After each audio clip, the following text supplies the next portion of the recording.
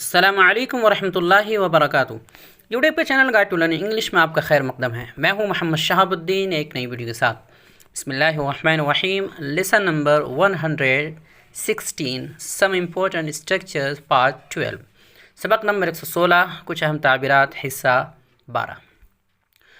दोस्तों, हमने सम important structures यानी कुछ अहम और ज़रूरी ताबीरात के अब तक 11 पार्ट्स मुकम्मल कर लिए हैं, पढ़ लिए हैं और मश्क कर लिए। सब बहुत ही अहम और मुफीद है।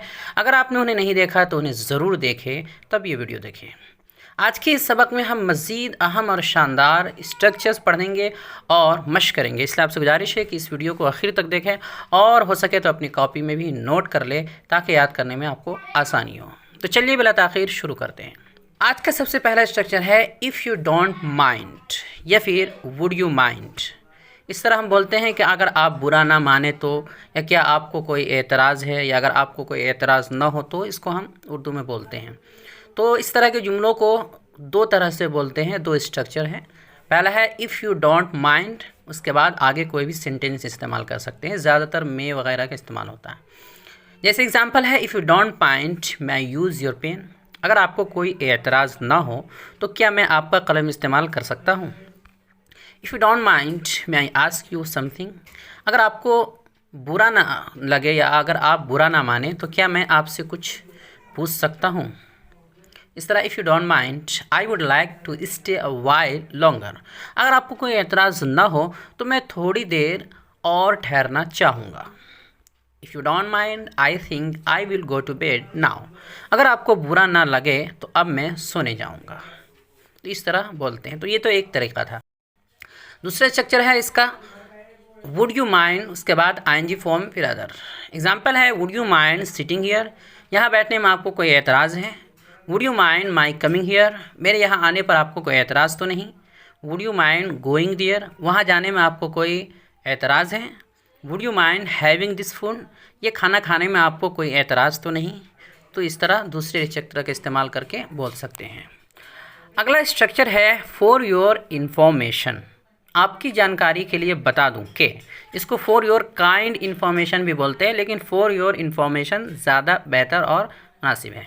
काइंड का इस्तेमाल उतना नहीं होता, असल फॉर योर इंफॉर्मेशन है।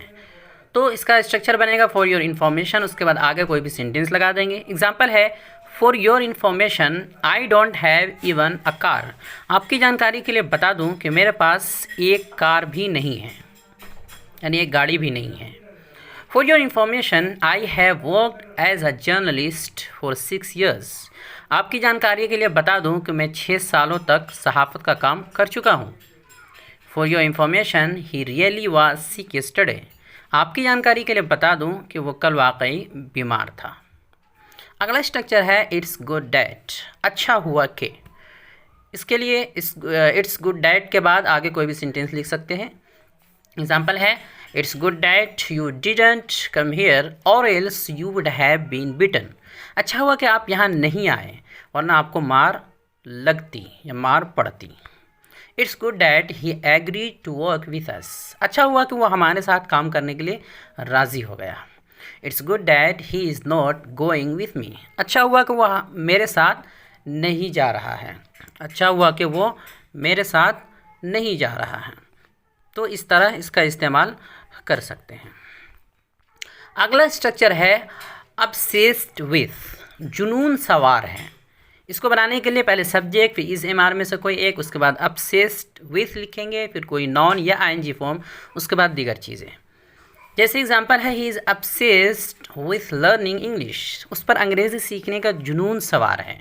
You are obsessed with getting a job। तुम्हें नौकरी पाने का जुनून सवार है। Khalid is obsessed with her love। Khalid पर उसकी मोहब्बत का जुनून सवार है।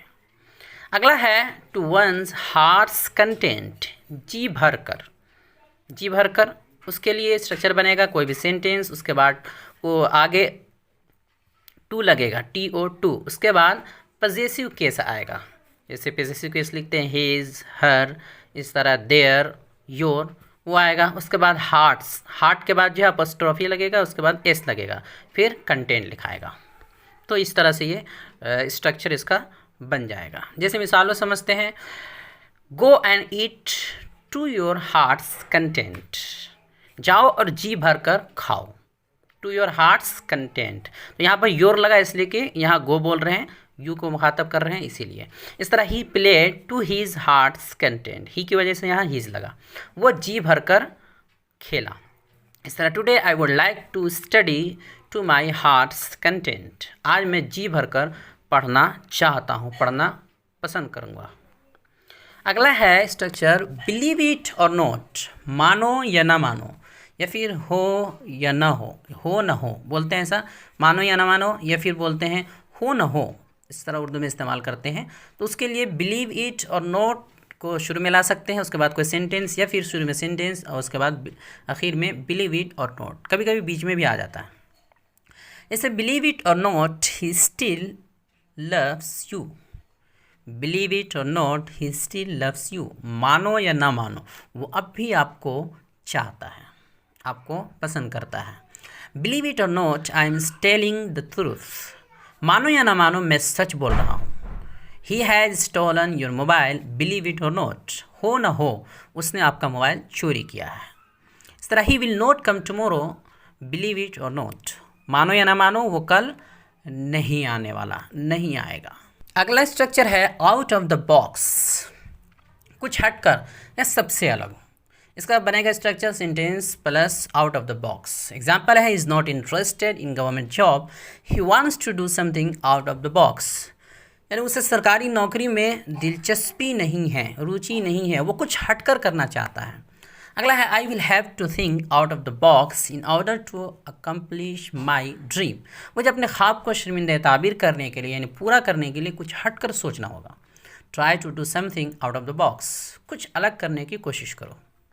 अगला है समहाव और द अदर, किसी न किसी तरह, इसको भी समहाव को भी शुरू में लिख सकते हैं, समहाव और द अदर को शुरू में भी लिख सकते हैं, आखिर में भी लिख सकते हैं।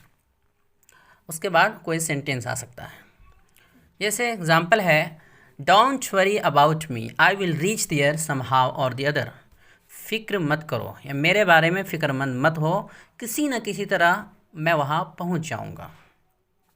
इस तरह somehow or the other I will arrange money for you, किसी न किसी तरह मैं तुम्हारे लिए पैसों का इंतज़ाम कर लूँगा। I will complete my study somehow or the other, मैं किसी न किसी तरह अपनी तालीम मुकम्मल करूँगा। अगला है अंडर द इन्फ्लुएंस ऑफ, कि हवा लग गई है या नशे में है या ज़ेर असर है। इसका स्ट्रक्चर बनेगा subject plus is am are plus under the influence of, उसके बाद कोई नाउन।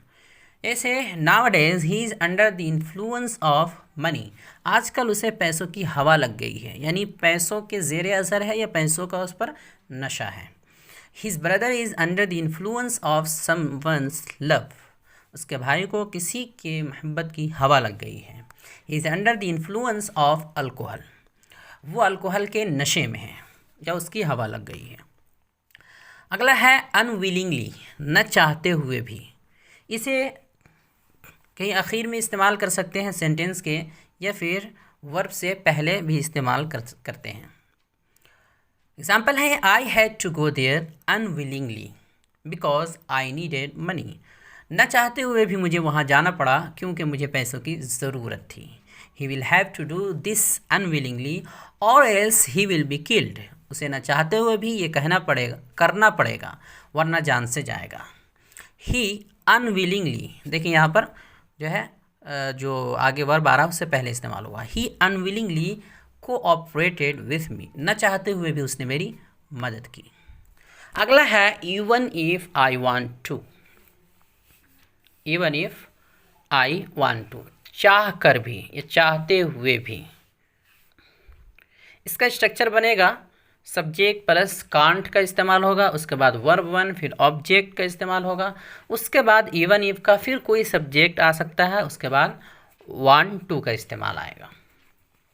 इस तरह हम बोलते हैं उर्दू में भी चाह कर भी या चाहते हुए भी मैं ये नहीं कर पाया या नहीं कर सका, नहीं कर सकता वगैरह वगैरह। जैसे मिसाल समझ लेते हैं I can't do this even if I want to, मैं चाह कर भी ये नहीं कर सकता। तो देखिए सब्जेक्ट के बाद कांट का इस्तेमाल हुआ है और करने के लिए डू है वर्ब वन, उसके बाद आगे इवन इफ़ का इस्तेमाल हुआ, फिर एक सब्जेक्ट आया यानी जो आई है उसी को दोबारा लाया गया सब्जेक्ट के तौर पर, उसके बाद वांट टू का इस्तेमाल हुआ है। मैं चाह कर भी ये नहीं कर सकता, he can't live here even if he wants to. जैसा सब्जेक्ट होगा वांट भी वैसे ही बनेगा। इसमें अगर सब्जेक्ट थर्ड पर्सन सिंगुलर है तो ऐसा आएगा। वो चाह कर भी यहाँ नहीं रह सकता, they can't help you even if they want to. वो लोग चाह कर भी आपकी मदद नहीं कर सकते हैं। ये तो था प्रेजेंट में बोलने के लिए कि नहीं कर सकता, नहीं ये। लेकिन अगर पास्ट की बात हो कि ऐसा नहीं कर सका गुजरे हुए ज़माने की, उस सूरत में कुड का इस्तेमाल होगा, कुडंट का, और वांट की जगह वांटेड आ जाएगा।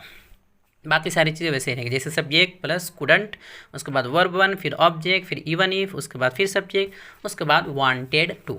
जैसे I couldn't go there even if I wanted to. मैं चाह कर भी वहाँ नहीं जा सका, यानी मैं चाहता तो था लेकिन चाह कर भी मैं वहाँ नहीं जा सका। इसी तरह अगली मिसाल है, he couldn't eat this even if he wanted to. वो चाह कर भी ये नहीं खा सका। किसी चीज़ के खाने के बारे में बात कर रहे हैं तो वो चाह कर भी ये नहीं खा सका, चाहता तो था लेकिन नहीं खा सका। They couldn't learn English even if they wanted to. वो लोग चाह कर भी अंग्रेज़ी नहीं सीख सके। तो इस तरह माजी और हाल यानी प्रेजेंट दोनों में इस्तेमाल कर सकते हैं। आगे बढ़ते हैं, अगला है about to. Is am are to, वाला है, को है। इसे दो तरह से इस्तेमाल किया जाता है, पहले सब्जेक्ट, फिर इज़ एम आर, उसके बाद अबाउट टू, फिर वर्ब वन, उसके बाद अदर। जैसे he is about to die, वो मरने वाला है।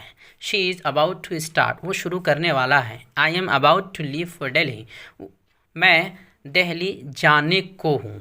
वाला भी तर्जमा कर सकते हैं और को है का भी तर्जमा हो सकता है, मैं दिल्ली जाने को हूँ।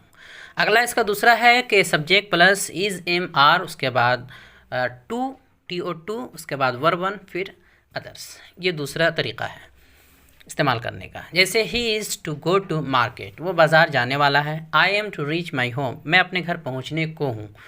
The train is to arrive, train आने वाली है। तो इज़ सिर्फ इस्तेमाल करके यानी इज़ एम आर का सिर्फ इस्तेमाल करके बीच में और आगे टू लगा करके वर्ब वन इस्तेमाल कर सकते हैं, या फिर अबाउट टू के साथ भी इस्तेमाल कर सकते हैं, एक ही माना तकरीबन होगा। इसे पास्ट में भी इस्तेमाल करते हैं, वाज वर्ब के साथ भी। आगे बढ़ते हैं, अगला है ऑन समवन्स बिहेस्ट या eight the behest of someone, किसी के कहने पर। इसका यानी ये दो तरह का स्ट्रक्चर है, यानी दोनों में से किसी एक को इस्तेमाल कर सकते हैं, तरतीब एक ही है। पहले सेंटेंस आएगा, फिर ऑन समवन्स बिहेस्ट या फिर eight the behest of someone. दोनों को मिसालों के समझ लेते हैं। I called him here on your behest. On someone behest था तो यहाँ ऑन योर बिहेस्ट, मैंने उसे आपके कहने पर बुलाया। यहाँ पर योर की जगह किसी का नाम भी आ सकता है, ऑन खालिद्स बिहेस्ट ऐसे भी हो सकता है। तो I don't talk to him on my father's behest, मैं अपने वालिद के कहने पर उससे बात नहीं करता हूँ। Nasir is helping him at the behest of you, आपके कहने पर नासिर उसकी मदद कर रहा है। इस तरह he got the job at the behest of Ahmad, Ahmad के कहने पर उसे नौकरी मिली। तो एट द बिहेस्ट ऑफ और ऑन समवन्स बिहेस्ट दोनों का इस्तेमाल कर सकते हैं। आगे बढ़ते हैं, अगला है एंड दैट टू, और वो भी। इसका स्ट्रक्चर है sentence plus and that too, उसके बाद अदर। जैसे मिसालों समझते हैं, he beat me and that too without any reason, उसने मुझे मारा, बोलते हैं उसने मुझे मारा, और वो भी बिना किसी वजह के, बिना किसी सबब के। तो यहाँ पर ये बोलना होगा और वो भी, उसके लिए एंड दैट टू का इस्तेमाल हुआ। इस तरह he was riding a car on the highway and that too without a helmet, वो शाहराह पर यानी रोड पर जो हाईवे होता है उस पर कार चला रहा था और वो भी बिना हेलमेट के। इस तरह अगली मिसाल है, his brother went to Delhi and that too without telling his father, उसका भाई दिल्ली चला गया और वो भी अपने वालिद को बताए बगैर, यानी अपने वालिद को बताया भी नहीं और चला गया। तो उसके लिए इस तरह इस्तेमाल करते हैं और बोलते हैं। अगला है एंड व्हाट्स मोर, और तो और। मिसाल में समझ में आएगा। सेंटेंस पहले लिखेंगे, उसके बाद एंड व्हाट्स मोर, उसके बाद दूसरा सेंटेंस। इसमें 2 सेंटेंस आएगा, शुरू में और आखिर में, और बीच में एंड व्हाट्स मोर का इस्तेमाल होगा। जैसे he snatched my chocolate from me and what's more he tore my book. उसने मुझसे मेरा चॉकलेट छीन लिया और तो और मेरी किताब भी फाड़ दी। He snatched my chocolate from me and what's more he tore my book। उसने मुझसे मेरा चॉकलेट छीन लिया। ये तो एक मसला था कि चॉकलेट छीन लिया, और तो और मेरी किताब भी फाड़ दी। अगला है I know him very well and what's more I know his bad intention as well. मैं उसे अच्छी तरह जानता हूँ, और तो और उसके बुरे इरादे को भी जानता हूँ। यानी सिर्फ ये नहीं कि मैं उसे अच्छे से जानता हूँ, उसके बुरे इरादे को भी मैं जानता हूँ। इस तरह he stole my mobile and what's more he threaten me to kill. उसने मेरा मोबाइल चोरी कर लिया। एक तो गलत काम किया कि उसने मेरा मोबाइल चोरी कर लिया, ऊपर से और तो और मुझे जान से मारने की धमकी भी दी। उसने मेरा मोबाइल चोरी कर लिया और तो और मुझे जान से मारने की धमकी भी दी। तो और जब आपको बीच में बोलना हो इस तरह उर्दू जुमले के, तो अंग्रेज़ी बनाते वक्त एंड व्हाट्स मोर का इस्तेमाल होता है। तो आज के लिए इतने ही, यही सब कुछ स्ट्रक्चर थे। बाकी अगली वीडियो में बढ़ते हैं आज के सवालात की तरफ। सवाल है इन उर्दू जुमलों की अंग्रेज़ी बनाइए। जुमला है अगर आपको एतराज़ ना हो तो मैं एक सवाल पूछूं, अगर आपको कोई एतराज़ ना हो तो हम जाएं। आपकी जानकारी के लिए बता दूं कि कल स्कूल की छुट्टी है। अच्छा हुआ कि तुमने उससे शादी नहीं की, वरना बहुत पछताते या बहुत पछताना पड़ता।